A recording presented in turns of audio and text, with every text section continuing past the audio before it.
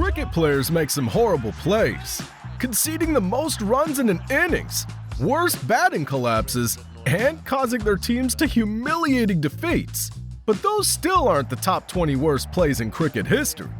And first up, we have Daryl Tufee, who bowled one of the longest overs in cricket history.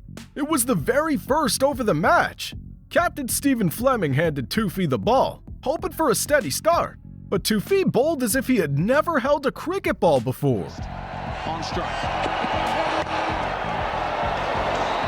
And Gilchrist on the move straight away. Be a little nervous. No! Another no ball there from Tuffy, so straight away it's... Wait there, no. And this is a horror start for Tuffy. 3 times he's overstepped. Maybe this time. No ball again. Well, I've never seen 4 in a row to start a match. With only 1 scoring stroke. And another one. On your accuracy. And another wide there. He's clearly worried about his front foot. That's what you've got to do when you're the skipper. Well, that should be over. That's 6 deliveries gone. Another good stroke. Jennings changed the field, slip out, short cover in. That'll be wide. It's not a pleasant feeling. Get that radar right. There we go. And a big cheer, as you'd expect. That's better. That'll give him a lot of confidence. In a few wides and no balls. And another one. Dear, oh dear.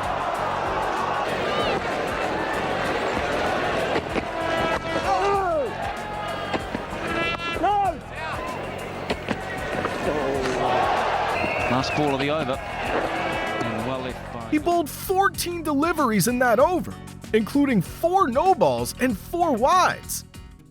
One bad play is forgivable, but what if the entire team forgets how to bat? December 19, 2020, a day Indian cricket fans would love to erase. In the first test against Australia, India collapsed to their lowest ever test score, just 36 runs. Yes, 36 all out. It was the first in test history that all 11 batters, and even extras, failed to reach double figures in an innings. The last time we saw a collapse this bad was nearly 70 years ago.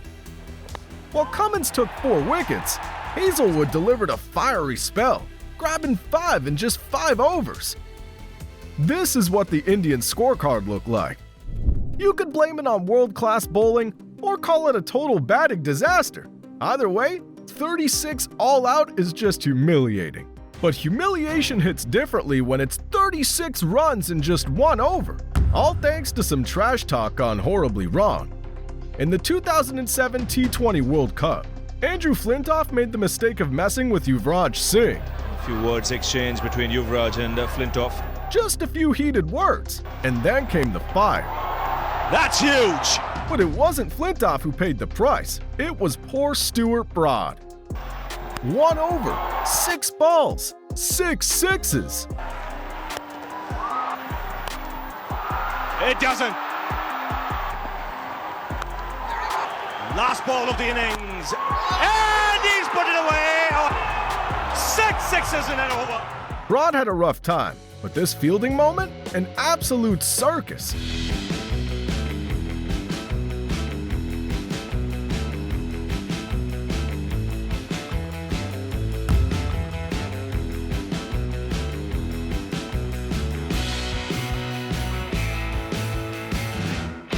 Grounded outside the rope and still tapped the ball back. Yeah, one of those moments. But that's nothing compared to what New Zealand did. In one bizarre match, it looked like the whole team forgot how to run between the wickets. Not 2, not 3, but 5 batters were run out. No! Wanting the single, this is a run out. Ball's gone. Oh, certainly there was a noise as it went down. Quick calling, now is he going to make it? And that's out.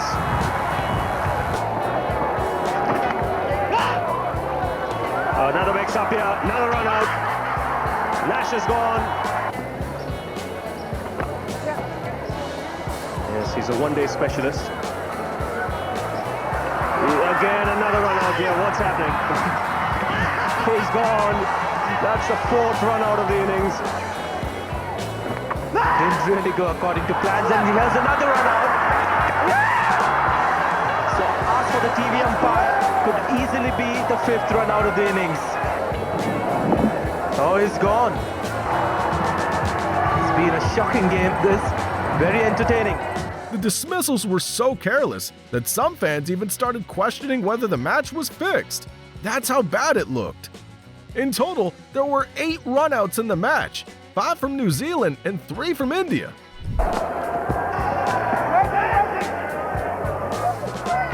And away they go. Slight misfield. Harris has hit them.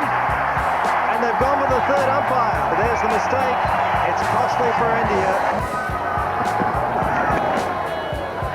Good fielding. Oh, this could be out. They're both in not in. Srinath's gone. That's a magnificent piece of fielding at mid-wicket.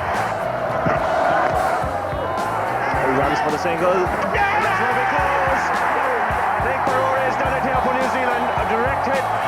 Out by almost a yard.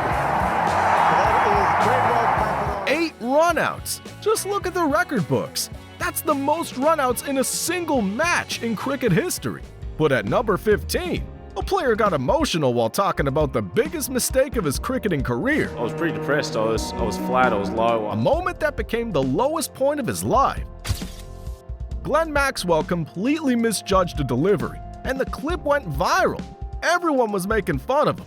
So Maxwell oh my goodness gracious me! What has happened there? All jokes aside, of course he was stunned, and even the commentators were speechless. But behind the laughter, the incident took a toll on his mental health. People were asking me if I was match fixing, if I was doing all sorts of stuff, and I told the story a few times to people, and they laughed, and it took me a while to find it funny and just move on. I think you guys put up a cricket video of like the worst leaves in history of cricket. Allegations of match fixing and relentless trolling deeply affected him. But at least he didn't forget he was playing cricket, unlike Curtly Ambrose, who had one of the most baffling brain malfunctions ever seen on a cricket field.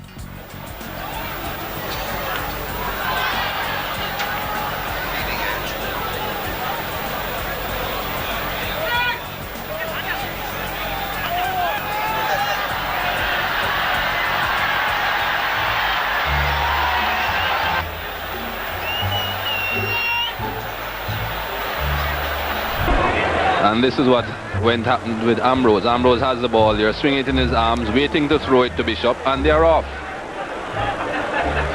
He was caught napping, wasn't he? Oh dear, he didn't know what was going on. That won't have pleased him. Maybe Ambrose didn't feel like playing that day, but the West Indies? They clearly didn't feel like winning. Their worst play snatched defeat from the jaws of victory. May 11th, 2005, the 3rd ODI between South Africa and West Indies. South Africa had posted a strong total of 284 for 6. That's gone for 6 off the back foot. West Indies were in control. Chris Gayle was in beast mode, smashing 132 runs and taking West Indies to a point where they needed just 4 runs from 7 balls. The match looked sealed, but the batters completely messed it up. Andre Nell's getting close to it. Will he take the catch? Yes, he does. And he wants Akayantini back at 3rd man. 6 men inside the circle now. Way the Shoalinga can get through this. 2 or 4. Bowling. Brilliant stuff from Shoalinga. It's a lazy swing from Ian Bradshaw. It's all about a bit of tension in the middle right now. And Shoalinga has done an out in the stands, I would imagine. As the tension mounts. Advice coming left, right and centre.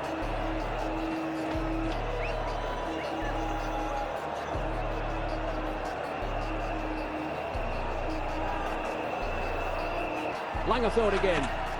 Got it! Bowling! Brilliant stuff from Charles Langefeld. 2 wickets and 2 balls. West Indies have lost their 9th wicket now. Cow disappears back to the change room. Remember, it's all about the West Indies staying alive in this series and South Africa winning the series if they get up in this game.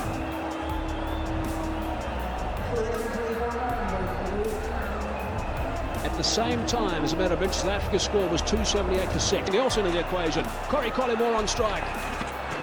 And he's got a hat hat-trick, I'm sure. That's out. He's got it. There it is. South Africa have won the match. They've won the series as well. When it seemed like West Indies had the game in the bag, Shaw Langveld pulled off a stunning hat-trick out of nowhere, securing a one-run victory for South Africa. At least this was a normal match, but when it comes to choking in high-stakes games, South Africa has a history. In the 2002 Champions Trophy semi-final, the world witnessed one of the biggest chokes in cricket history. It was South Africa versus India. Well, this one is in the slot, and it does get put away. Well, he missed the first one. With brilliant knocks from Virender Sehwag and Yuvraj Singh, India posted 261 for 9. While chasing 262, South Africa lost Graham Smith early for just 4 runs. But when Jack Gallis joined Herschel Gibbs, they built a dominant partnership. Both were in complete control. By the 37th over, South Africa were 191 for 1. They needed just 70 runs off 78 balls with 9 wickets in hand. Gibbs was on 116 and Gallis on 64. Without a shadow of a doubt, it looked like a comfortable win for South Africa. But after the 37th over, Gibbs began complaining of painful cramps in both hands and was unable to continue. Believing he had done enough to secure the win, he decided to retire hurt. On paper, it was just a tactical break, but in reality, it felt no different than losing a crucial wicket. South Africa still had the upper hand, but they had no idea this would be the turning point. After Gibbs walked off, the momentum vanished. It felt like they were playing on a different pitch, against a different team. Then the collapse began. Wickets started falling like a house of cards. And will be taken. Another wicket goes down. 5 balls remaining. Back 2 over the wicket. Top edge. Could this be it? Man coming underneath it. It's taken. Virender Sehwag turned the match on its head with some magical bowling. South Africa went from dominance to disaster, needing 21 runs off the final over.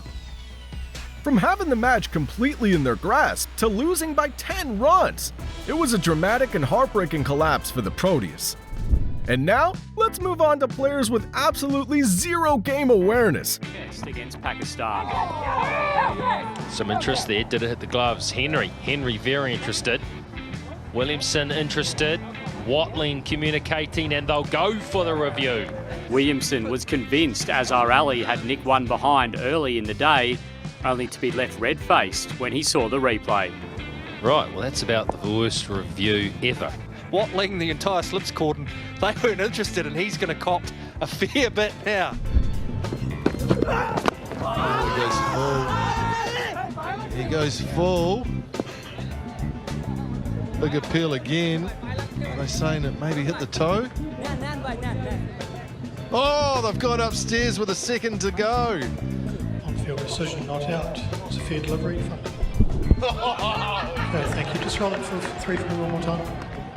Oh my God! Maybe the keeper had doubts about the LBW, but the bowler? It looked like he needed an eye test. This was the worst DRS call I've ever seen. And what did they take it for? Bat before wicket? Ridiculous, man. At number 10, we've got another shocker in game awareness.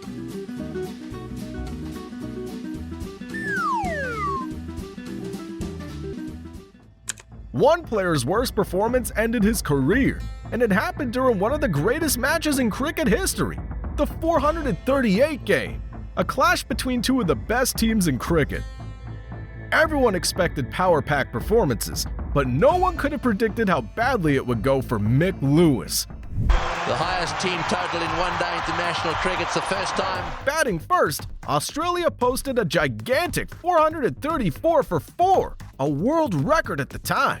But unbelievably, South Africa chased it down.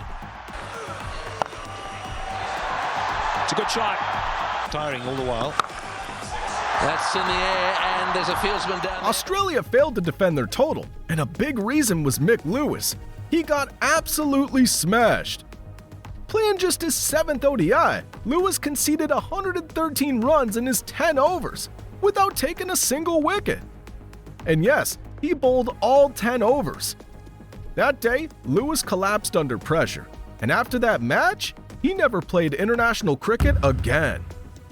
That was terrible, but number 8 is a whole different kind of mess, where poor fielding coordination turned a routine boundary into an opportunity for the batters to run 5 complete runs. Oh, I think Shoaib Malik has flicked that back. Now then. Somebody should have gone with Shoaib Malik there, because they've run 5. It was a stunning effort by Shoaib Malik. It was a total communication breakdown between the Pakistani fielders. The batters ran 5, and that too without a single overthrow. Next clip, and this one's a head-scratcher. Hamilton Masakadza had one job: throw the ball. But what did he do? Took off running like he was trying out for the Olympics. Oh, total mix-up. Total mix-up there. Why didn't he throw the ball? And he's made it. Oh, Hamilton, what are you doing? And just when you thought it couldn't get dumber, a rare hit wicket dismissal. At the third attempt. Oh, he's hit the stumps over. Well, he's gone to play the ball down the leg side and he's slipped and knocked his stumps. One day cricket produces all of this sort of stuff. He tried to leg glance, he slipped on his front foot and the back foot. Well, at least he managed a few runs, which is more than we could say for Surya Kumar Yadav, aka Sky. Though this guy definitely had a limit. In 2023, he set an embarrassing record, becoming the first Indian player to register 3 consecutive Golden Ducks.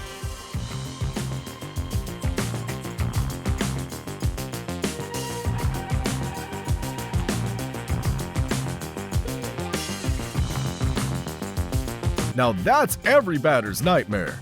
But if 3 Golden Ducks are embarrassing, how about 3 consecutive drop catches?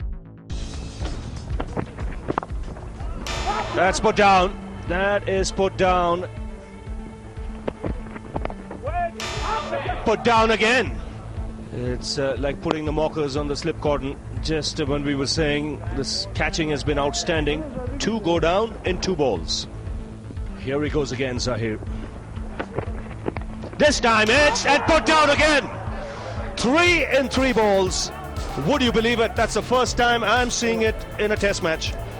3 catches in 3 balls. The batsman. All right, at number 3, we've got a shot that doesn't even qualify as a shot. Onto the wire. That's up in the air. And he's going to. He decided he wants a single. So look at that. Now, even tailenders have better technique than that. But the next player's performance was so bad, even the ICC had to get involved. I'm sure we've all seen Kamran Akmal. He's known for moments like this. Oh, why didn't he go for it? Or even this. And they've left it. There's the outside in. But his worst play came in the 2010 second test against Australia. In that match, he dropped 4 catches of Michael Hussey and also missed a straightforward run-out. Hussey, I think there might have been a little tickle on this outside edge. Definitely. And that wasn't another drop. Seemed to me that Clark knew. Let's see if this is a little nick. Oh yes, inside edge onto the pad, but I mean that's. Oh, he dropped another one, I reckon. The thing is, you see the drop and all your mates around the wicket. He hit the ground, but also hit it.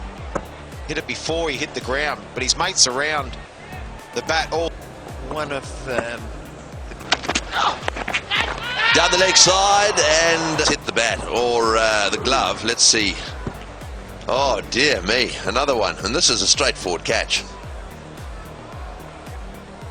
The bowler really deserves better than that.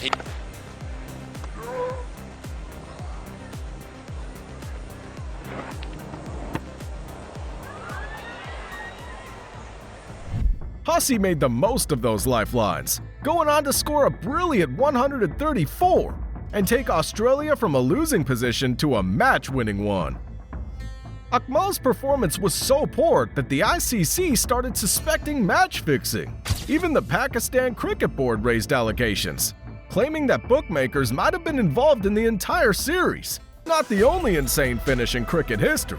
There are even crazier finishes, impossible chases, last ball thrillers, and unforgettable super overs. This video's packed with them. Tap here to watch it now.